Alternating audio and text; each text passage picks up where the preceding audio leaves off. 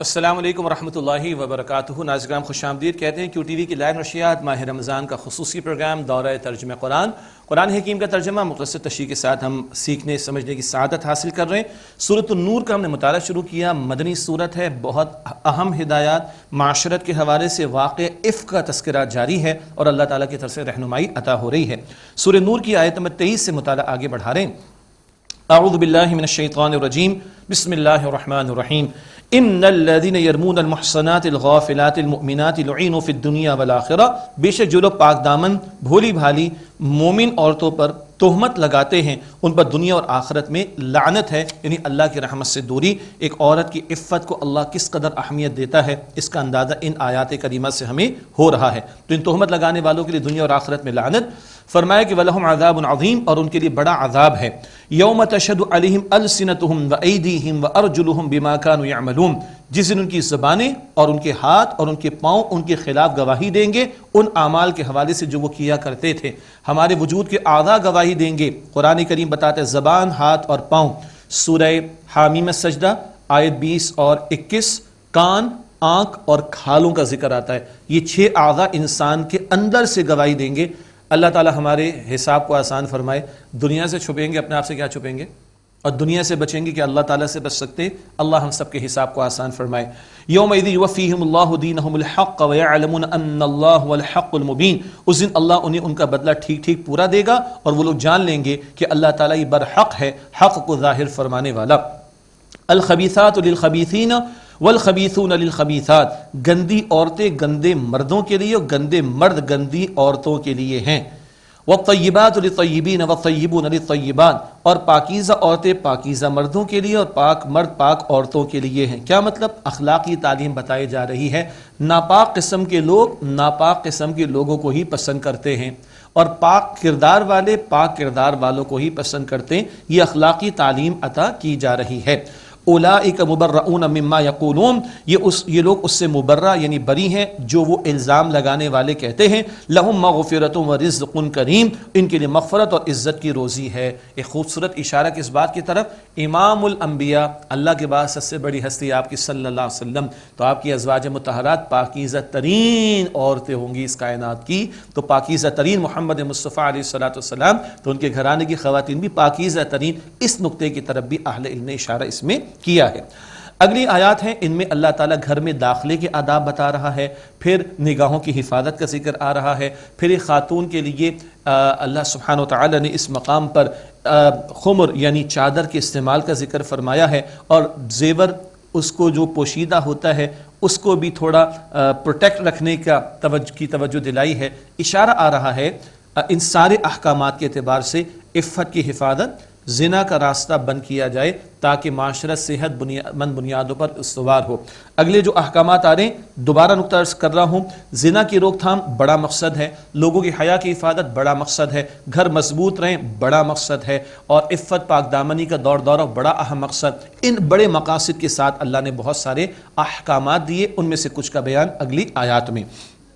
یا ایھا الذین آمنوا، اے ایمان والو، لا تدخلوا بیوتا غیر بیوتکم حتی تستأنسوا وتسلموا علی اہلہا، اپنے گھروں کے سوا دوسرے گھروں میں داخل نہ ہو یہاں تک کہ تم اجازت لے لو اور ان کے رہنے والوں کو سلام کرو۔ استئذان، داخلے کے آداب بتائے جا رہے۔ کسی کے گھر پر جاؤ تو حدیث مبارک میں نوک کر کے دائیں بائیں ہو جاؤ تاکہ کوئی نامحرم سامنے آ جائے تو سامنا نہ ہو، پوچھے تو اپنا نام بتاؤ، اپنا تعارف کراؤ اور سلام کرو۔ اور بندہ اپنے گھر میں بھی داخل ہو تو انداز ایسا اختیار کرے کہ گھر والوں کو پتہ ہو جائے، نوک کر لیا جانا، بیل دے دیا جانا، کھانس لیا جانا، تاکہ گھر میں اپنے بھی گھر میں بھی آئے تو گھر والوں کو معلوم ہو کہ گھر میں کوئی فرد یعنی گھر والا آ گیا ہے، ماں کو بھی پتہ ہو کہ بیٹا آ گیا، تاکہ ماں بھی پراپر ڈریس کے اندر موجود رہے۔ ان میں بڑی حکمتیں ہیں، اور اپنے گھر والوں کو بھی سلام کرنا چاہیے۔ یہ تفصیلی آداب احادیث مبارکہ میں آتے ہیں۔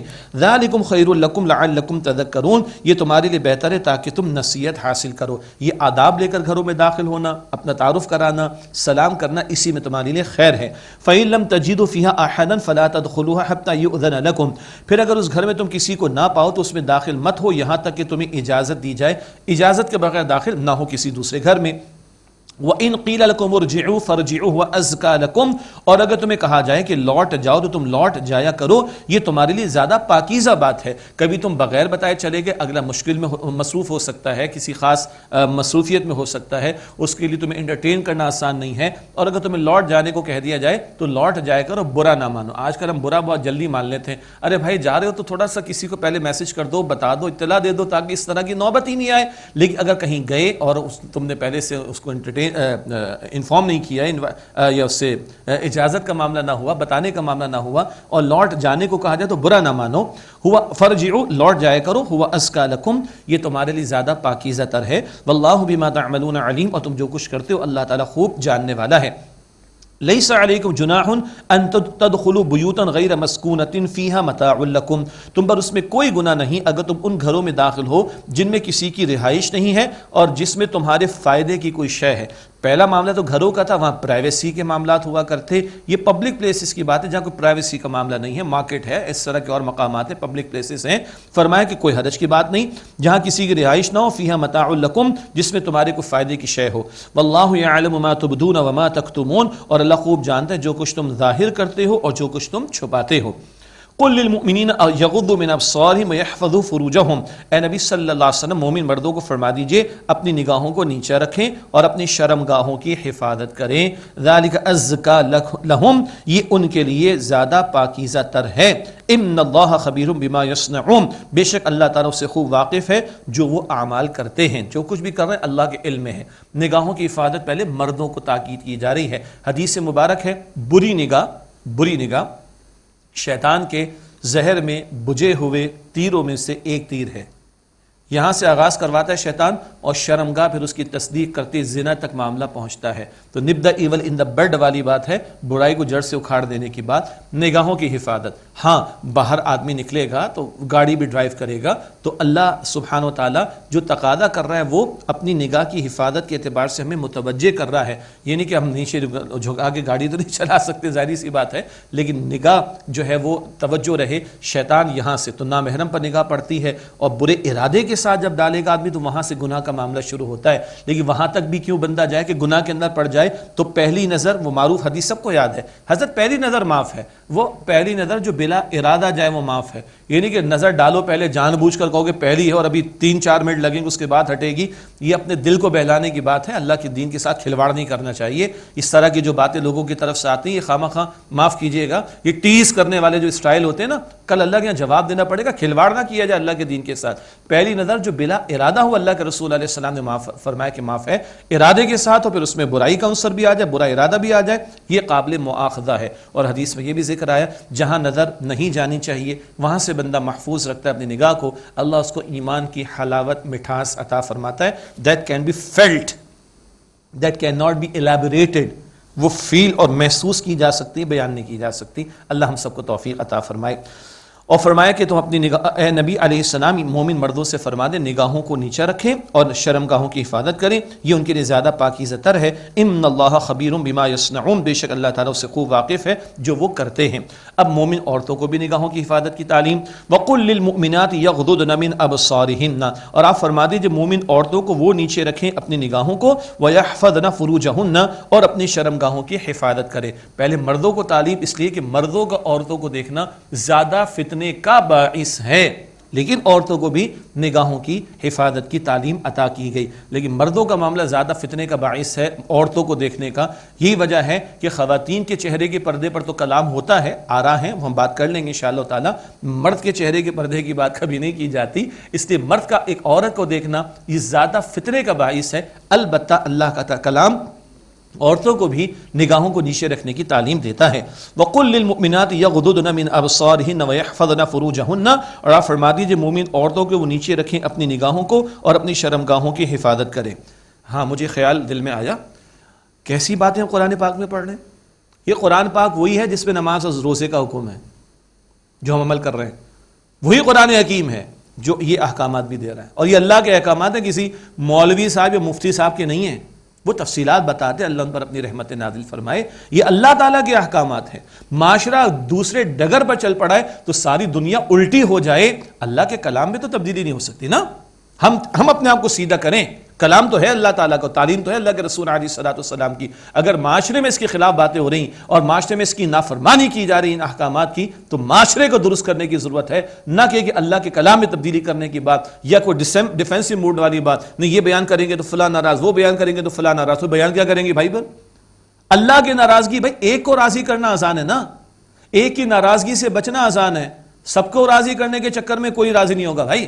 کلیئرٹی رہنی چاہیے اس معاملے کے اندر، ہاں جہاں کمی ہے کمی کا اعتراف کریں، کوتاہی کا اعتراف کریں، توبہ کریں، اللہ معاف فرمائے گا، اللہ توفیق بھی دے دے گا عمل کی، لیکن اڑ جانا کہ ان احکامات کو ماننا نہیں، اپنے ایمان کی خیر منائیں، اعتراض کرنا پردے کے احکامات پر، نگاہوں کی حفاظت کے احکامات پر، عفت کی پاک دامنی کی حفاظت کے احکامات پر، اور قوم لوط کی طرح اور بڑے پاکیزہ بنتے ان کو نکالو اپنے، یہ ٹون اختیار کرنا، پھر اپنے ایمان کی خیر منائیں، یہ اللہ کے عذاب کو دعوت دینے والی بات ہو جائے گی، اللہ حفاظت فرمائے۔ بہرحال فرمایا وَقُلْ لِلْمُؤْمِنِينَ يَغْضُضْنَ مِنْ أَبْصَارِهِنَّ وَيَحْفَظْنَ فُرُوجَهُنَّ، اور آپ فرما دیجئے مومن عورتوں کو کہ وہ نیچے رکھیں اپنی نگاہوں کو اور اپنی شرمگاہوں کی حفاظت کریں، وَلَا يُبْدِينَ زِينَتَهُنَّ، اور اپنی زینت کے مقامات کو ظاہر نہ کریں، إِلَّا مَا ظَهَرَ مِنْهَا، سوائے وہ کہ جو خود ظاہر ہو جائے۔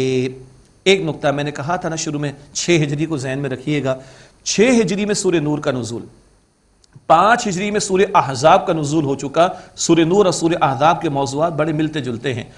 5 ہجری سورہ احزاب کا نزول ہو چکا، گھر سے باہر کے پردے کے احکامات کا بیان ہے، جہاں جلباب کا لفظ آیا سورہ احزاب کی آیت نمبر 59 میں، بڑی چادر جس سے پورا جسم ڈھانپ لیا جائے، اور کئی اہل علم کی رائے ہے کہ چہرے کو بھی چھپا لیا جائے، گو کہ دوسری رائے بھی بیان کی جاتی ہے، بعد میں بات کر لیں گے۔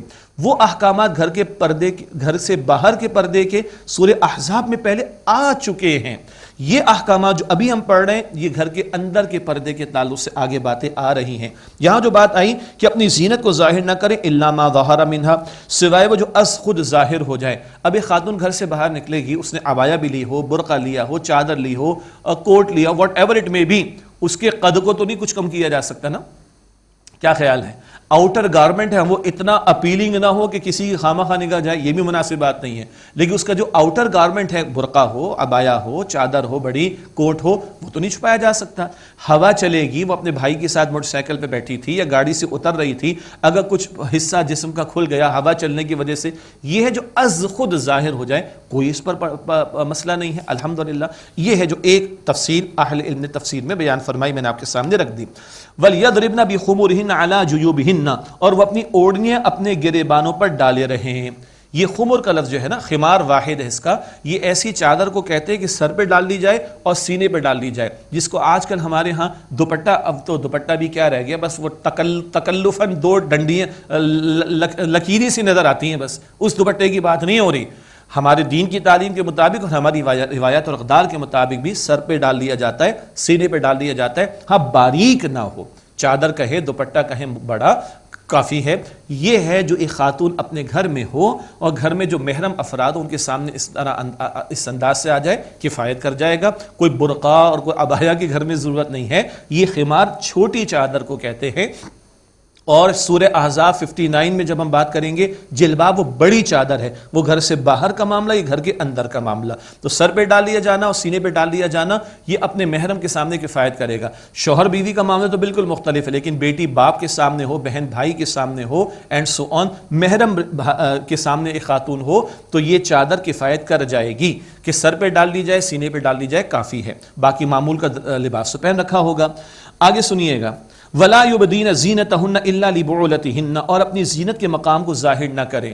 ضمناً ایک بات ہے آگے بھی آ جائے گی، زینت، کسی خاتون کی زینت کا اہم ترین مقام کیا ہے؟ اس کا چہرہ۔ کہتے ہیں ساری ایڈورٹیزمنٹ کس پہ کی جاتی ہے؟ چہرے پہ کی جاتی ہے، جو کہ غلط ہے ہمارے نزدیک، کہ عورت کی تذلیل کی جاتی ہے، اس کو دکھا کر پروڈکٹ لوگ بیچتے ہیں۔ اب تم عورت کو بیچ رہے ہو کہ پروڈکٹ کو بیچ رہے ہو، یہ ایک الگ بحث ہے، لیکن زینت اصل کہاں ہے؟ چہرے کے اوپر ہے۔ اس نقطے کو ذہن میں رکھیے گا، بعد میں بھی کام آئے گا انشاءاللہ۔ وَلَا يُبْدِينَ زِينَتَهُنَّ إِلَّا لِبُعُولَتِهِنَّ، اور اپنی زینت کے مقام ظاہر نہ کریں سوائے اپنے شوہروں پر۔ آگے ایک طویل لسٹ ہے، سنتے جائیے گا۔ سوائے اپنے شوہروں پر، او آبائہن او آبائی بعولتہن او ابنائہن او ابنائی بعولتہن او اخوانہن او بنی اخوانہن او بنی اخواتہن او نسائہن او ما ملکت ایمانہن۔ بہت ساری لسٹ ہے۔ سوائے اپنے شوہروں پر، یا اپنے باپ یا اپنے سسر یا اپنے بیٹوں یا اپنے شوہر کے بیٹوں یا شوہر کی دوسری بیوی سے بھی تو اولاد ہو سکتی، یا اپنے شوہر کے بیٹوں یا اپنے بھائیوں کے سامنے یا اپنے بھتیجوں یا اپنے بھانجوں یا اپنی مسلمان عورتوں کے سامنے۔ اپنی مسلمان عورتیں، بعض علماء فرماتے ہیں ایک مسلمان عورت غیر مسلم عورت سے اسی طرح حجاب کا معاملہ کرے جیسے باہر مردوں سے کرتی۔ اللہ اکبر، بعض اہل علم نے یہاں تک بیان فرمایا، اور بعض فرماتے بس اپنی جان پہچان کی قریب عورتیں ان کے ساتھ ذرا معاملہ رہے گا، اور دور دراز کی ہوں تو ان کے ساتھ پورے حجاب کا اہتمام کرنے کی کوشش کی جائے۔ یہاں تک اہل علم نے احتیاط کرنے تک کی بات کی ہے۔ او ما ملکت ایمانہن، یا ان کی اپنی کنیزیں، او تابعین غیر اولی الاربۃ من الرجال، معاف کیجیے گا،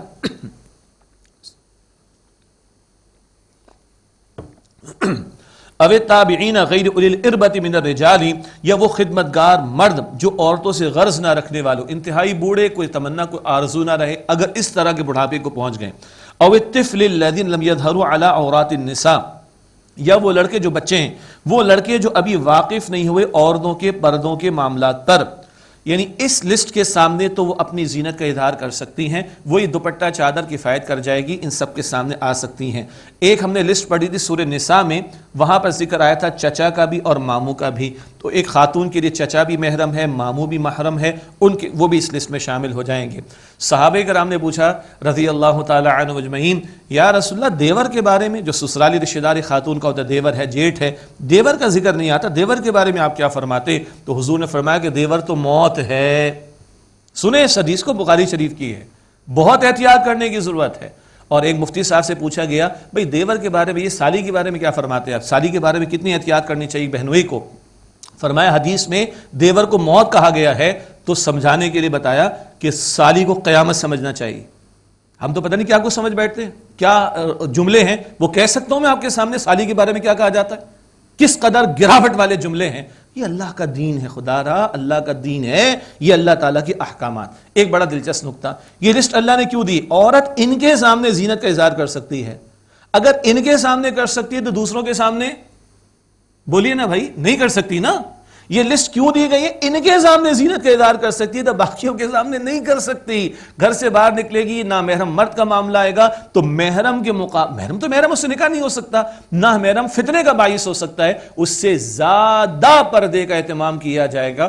بہت سمپل سی بات ہے۔ اور سنیے آگے اللہ کا کلام، وَلَا يَضْرِبْنَ بِأَرْجُلِهِنَّ لِيُعْلَمَ مَا يُخْفِينَ مِن زِينَتِهِنَّ، اور وہ اپنے پاؤں زمین پر ایسے نہ ماریں کہ جو زینت چھپائے ہوئے ہیں وہ پہچان لی جائے۔ اللہ اکبر، خواتین نے پیر میں زیور پہنا ہوتا ہے نا، وہ پازیب ہوتی ہے اس طرح کی، اور ہمیں تو زیادہ پتہ بھی نہیں، معاف کیجیے گا، تو یہ جو پیر میں پہنے جاتے ہیں زیورات، اس کی آواز بھی، چھن چھن کی آواز بھی متوجہ کرتی ہے، سیدھی سی بات ہے بھائی، متوجہ کرتی ہے۔ اور انتہائی ادب سے یہ مسئلہ بیان کرنا پڑتا ہے جب معاملات آتے ہیں۔ اگر کوئی کہتا ہے جی ہمیں تو کچھ نہیں ہوتا، تو ہم کہیں گے آپ جا کے کسی سیکریٹرسٹ سے اپنا علاج کراؤ کہ آپ مرد ہو کہ نہیں ہو۔ انتہائی ادب سے بات عرض کر رہا ہوں، کھلی بات عرض کر رہا ہوں، لیکن کہنی پڑتی ہے بات۔ ہے اٹریکشن، اللہ نے مرد میں عورت کے لیے اٹریکشن عورت کے تعلق سے رکھی ہے۔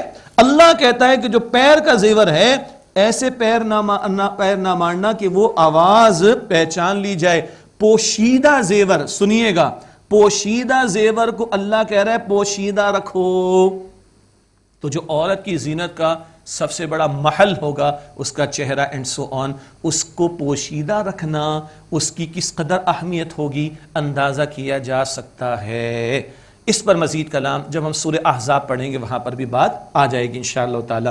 میں ایسی بہت سی ہماری اس معاشرے کی بیٹی اور بہنوں کو ہم جانتے ہیں جنہوں نے یہ باتیں سنی اور اللہ اکبر کبیرہ، انہوں نے اماں عائشہ صدیقہ رضی اللہ تعالی عنہ اور بی بی فاطمہ الزہرا رضی اللہ تعالی عنہ کی چادر کو اختیار کیا ہے، اور ہم سلوٹ کرتے ہیں ایسی ہماری بیٹیوں کو جنہوں نے قرآن سنا ہے اور اللہ کے رسول کی تعلیم سنی اور اللہ کے رسول کے گھرانے کی خواتین کا ذکر خیر سنا ہے، تو انہوں نے پردہ اختیار کیا ہے۔ اللہ ان کو استقامت دے اور اللہ ہمیں سمعنا و اطعنا کی توفیق عطا فرمائے۔ سنا اور ہم نے مانا، کہیں کمی کوتاہی ہے، ابھی توبہ کا ذکر آ رہا ہے، اللہ کا بڑا پیارا کلام ہے، بڑا پیارا کلام ہے، کوتاہی ہے توبہ کر لیں، اللہ معاف فرما دے گا انشاءاللہ تعالی۔ ابھی دین دیر اللہ تعالیٰ سے مانگے، اللہ ہماری بہنوں بیٹیوں کو بھی پردے حجاب کی توفیق دے، اور اللہ ہم مردوں کو بھی غیرت عطا فرمائے اور ہمیں بھی ہماری حیا کی حفاظت کی توفیق عطا فرمائے۔ یہ تعلیمات مرد کے لیے بھی، یہ تعلیمات عورت کے لیے بھی ہیں۔ فرمایا وَتُوبُوا إِلَى اللَّهِ جَمِيعًا أَيُّهَا الْمُؤْمِنُونَ لَعَلَّكُمْ تُفْلِحُونَ، اے ایمان والو تم سب مل کر اللہ تعالیٰ کے حضور توبہ کرو تاکہ تم دونوں جہانوں میں کامیابی حاصل کر سکو۔ یہ معاشرت کے احکامات، یہ پردے کے احکامات، یہ عفت کی حفاظت کے احکامات، ان میں کوتاہی بھی گناہ ہے۔ توبہ کرو اللہ کے حضور سچی پکی توبہ تاکہ تم فلاح پا سکو۔ آگے فرمایا وَأَنكِحُوا الْأَيَامَ مِنكُمْ الصَّالِحِينَ مِنْ عِبَادِكُمْ وَإِمَائِكُمْ، اور تم نکاح کرو ان عورتوں کا جو بیوہ ہیں اور اپنے نیک غلاموں اور اپنی کنیزوں کا۔ ایامہ کا لفظ بیوہ خاتون کے لیے بھی آتا ہے، اور ایامہ کا لفظ اہلیل نے فرمایا اس مرد کے لیے بھی آتا ہے جس کی بیوی کا انتقال ہو چکا ہو۔ تو بے نکاح نہ رہے کوئی مرد یا عورت، اللہ اکبر، بیوہ ہے تو نکاح کرا دو۔ اور آج بیوہ کا نکاح کس قدر ہمارے معیوب سمجھا جاتا ہے، زنا کے راستے سب کو معاف کیجئے گا ہضم، نکاح کی بات کی جائے تو وہ ہضم نہیں ہوتا، استغفر اللہ استغفر اللہ۔ تو بیوہ ہو یا ایسا مرد جس کی خاتون کا انتقال ہو گیا تو ترغیب ہے، تشویق ہے کہ نکاح کرا دو، اور سنیں اپنے نیک غلاموں کنیزوں کا، وہ غلاموں کنیزوں کے حقوق تو دیکھیں، ان کا نکاح کرا دو، دین ترغیب دلا رہا ہے، سبحان اللہ۔ اور یہ نکاح کی ترغیب کیوں ہے؟ بے حیائی کا راستہ بند کرنے کے لیے، زنا کے راستے بند کرنے کے لیے۔ نکاح ہم نے مشکل کیا ہے، زنا آسان اس معاشرے میں، زنا کو بند کرنا ہے تو نکاح کو آسان کرنا پڑے گا۔ اللہ ہمیں توفیق عطا فرمائے۔ فرمایا ان یکونوا فقراء یغنیہم اللہ من فضلہ، اگر وہ تنگ دست ہوں گے تو اللہ انہیں غنی کر دے گا اپنے فضل سے۔ واللہ واسع علیم، اور اللہ وسعت والا علم رکھنے والا ہے۔ ہم سمجھتے نکاح بوجھ، خرچے کہاں سے پورے ہوں گے؟ ارے ہم نے جو مشکل بنا رکھی ہے وہ بوجھ ہے۔ سنت کی تعلیم کے مطابق نکاح کریں، نکاح کا اعلان ہے، چھواروں کی تقسیم وہ شوہر کے ذمے، ایک ولیمے کی دعوت شوہر کے ذمے، باقی اپنی بیوی کے اخراجات معاف کیجئے گا ناظرین کرام، آپ کو اندازہ ہو رہا ہے کہ مہینے بھر ماشاءاللہ یہ سلسلہ مستقل جاری ہے، تو کچھ تھوڑا بہت تو آپ کو تھوڑا سا ایثار کرنا پڑے گا۔ بسم اللہ۔ تو نکاح کیا ہے؟ نکاح کا اعلان گواہوں کی موجودگی میں، چھواروں کی تقسیم مرد کے ذمے، ولیمے کی دعوت جو سہولت سے ہو، اس کے بعد ایک گھر کمرہ کرائے کا ہو تو بھی ٹھیک ہے، اس میں بھی زندگی گزر جاتی ہے، اور بیوی کے اخراجات شوہر کے ذمے۔ یہ آسان بات ہے، ہم نے جو مشکل بنا رکھا وہ ہمارا معاملہ۔ باقی احادیث میں ذکر آتا ہے نکاح کر لو تم غنی ہو جاؤ گے۔ ایک صحابی کو حضور نے مشورہ دیا، ایک کیا، دوسرا کیا، تیسرے نکاح کے بعد وہ خوب غنی ہو گئے۔ سبحان اللہ، ہمارا الٹا چل رہا ہے معاملہ، ہم سمجھتے ہیں نکاح تو بڑا بوجھ کا معاملہ۔ قرآن پاک کہتا ہے اللہ جو ہے وہ یغنیہم اللہ من فضلہ، اپنے فضل سے غنی فرما دے گا، یہ نکاح تمہیں غنی کر دے گا، اللہ کے فضل کا مستحق بنا دے گا۔ واللہ واسع علیم، اور اللہ تعالیٰ خوب وسعت والا علم رکھنے والا ہے۔ وَلْيَسْتَعْفِفِ الَّذِينَ لَا يَجِدُونَ نِكَاحًا حَتَّى يُغْنِيَهُمُ اللَّهُ مِنْ فَضْلِهِ، اور چاہیے کہ بچتے رہیں، یعنی پاک دامن رہیں وہ لوگ جو نکاح کی قدرت نہیں پاتے یہاں تک کہ اللہ تعالیٰ انہیں اپنے فضل سے غنی فرما دے۔ ظاہری بات ہے کسی کو، ایک خاتون کو بندہ اپنی بیوی بنا رہا ہے تو بنیادی خرچے تو پورے کر رہے ہوں گے، اگر ابھی اس کی بھی سکت نہیں آ رہی، لمبے چوڑے ہائی فائی خرچوں کی بات نہیں کر رہا، بیسک خرچوں کی بات کر رہا ہوں، نیڈس کی بات کر رہا ہوں، لگژریس اسٹائل کی بات نہیں کر رہا، لائف اسٹائل کی، تو اگر ابھی نہیں تو اللہ تعالیٰ غنی کر دے گا جب تک وہ کیا رہے، بچتے رہیں۔ اور احادیث مبارکہ میں روزہ رکھنے کی بھی تلقین کی گئی کہ اس سے کنٹرول کرنا، ضبط کرنا آسان، مگر روزے بہرحال رکھے ایک بندہ، اور حدیث مبارک میں تعلیم سر آنکھوں پر، لیکن اس کے ساتھ نکاح کو آسان کرنے کی ترغیب بھی دلانی چاہیے، ورنہ بندہ کب تک روزہ رکھے گا۔ والذین یبتغون الکتاب مما ملکت ایمانکم فکاتبوہم ان علمتم فیہم خیرا، اور ان میں جو تمہارے غلام ہوں مکاتبت چاہتے ہوں، یعنی غلام اپنے مالک کو کچھ مال دے دے کہیں سے ارینج کر کے تو مالک چھوڑ دے، اس کو مکاتبت کہتے ہیں، اور ان میں جو تمہارے غلام ہوں مکاتبت کچھ لے کر آزادی چاہتے ہوں، فکاتبوہم ان علمتم فیہم خیرا، تو ان سے مکاتبت کا معاملہ کر لو اگر تم ان میں بہتری پاؤ۔ اور باقی مسلمانوں کو کیا کہا جا رہا ہے؟ وَآتُهُم مِّن مَّالِ اللَّهِ الَّذِي آتَاكُمْ، اور اس میں سے ان کو دو جو اللہ تعالیٰ نے تمہیں عطا فرمایا ہے۔ غلام کی آزادی کے لیے زکوٰۃ تک بھی ادا کی جا سکتی ہے، استعمال کی جا سکتی ہے، غلاموں کی آزادی کی ترغیب دلائی گئی۔ فرمایا وَلَا تُكْرِهُوا فَتَيَاتِكُمْ عَلَى الْبِغَاءِ إِنْ أَرَدْنَ تَحَصُّنًا لِتَبْتَغُوا عَرَضَ الْحَيَاةِ الدُّنْيَا، اور اپنی کنیزوں کو بدکاری پر مجبور نہ کرو اگر وہ پاک دامن رہنا چاہیں، محض اس لیے کہ تم دنیا کی زندگی کا سامان حاصل کر لو۔ عبداللہ بن ابی یا منافقین اس طرح کا دھندا کرتے تھے اور کنیزوں کو مجبور کرتے تھے بدکاری پر اور مال کماتے تھے۔ اللہ تعالیٰ فرما رہا ہے کہ مت ایسا کام کرو۔ وَمَن يُكْرِهُنَّ فَإِنَّ اللَّهَ مِن بَعْدِ إِكْرَاهِهِنَّ غَفُورٌ رَحِيمٌ، اور جو انہیں مجبور کرے گا تو اللہ ان بیچاریوں کے مجبور کیے جانے کے بعد بخشنے والا نہایت مہربان ہے، ان کو تو اللہ معاف فرما دے گا۔ باقی فقہاء نے تفصیل بتائی ہے کہ جو بدکاری پر مجبور کریں گے ان کو تعزیر کے طور پر کچھ سزا دی جائے گی، اور جو بدکاری ان کے ساتھ کرے گا اس کو سزا دی جائے گی زنا کی، اور جن بیچاریوں کو مجبور کر کے کام کروایا گیا ان پر سزا جاری نہیں ہوگی۔ بے شک اللہ تعالیٰ غفور ہے، اللہ تعالیٰ رحیم ہے۔ یہ تو تھا کنیزوں کا معاملہ۔ آج جو پیسہ کھلا کر جس طرح عورت کی تذلیل کر کے اس کو کھلونا بنا کر پیش کیا جا رہا ہے اور اس کو مارکیٹنگ کا ٹول بنا کر ذلیل کیا جا رہا ہے، یہ جو کام کرنے والے لوگ ہیں سوچیں کہ اللہ تعالیٰ کے ہاں ان کا کیا حشر ہوگا۔ فرمایا وَلَقَدْ أَنزَلْنَا إِلَيْكُمْ آيَاتٍ مُبَيِّنَاتٍ، اور یقیناً ہم نے اے لوگوں تمہاری طرف واضح احکام نازل فرمائے ہیں، وَمَثَلًا مِنَ الَّذِينَ خَلَوْا مِن قَبْلِكُمْ وَمَوْعِظَةً لِّلْمُتَّقِينَ، اور ان لوگوں کی مثالیں جو تم سے پہلے گزر چکے بیان کر دی گئیں، اور متقین کے لیے نصیحت کا معاملہ۔ اللہ تعالیٰ اپنے متقی بندوں میں ہمیں شامل فرمائے اور ان نصیحتوں پر عمل کی توفیق عطا فرمائے۔ ناظرین کرام، ایک وقفہ لیتے ہیں، اس کے بعد انشاءاللہ سلسلہ جاری رہے گا دورہ ترجمہ قرآن کا۔ السلام علیکم ورحمۃ اللہ وبرکاتہ۔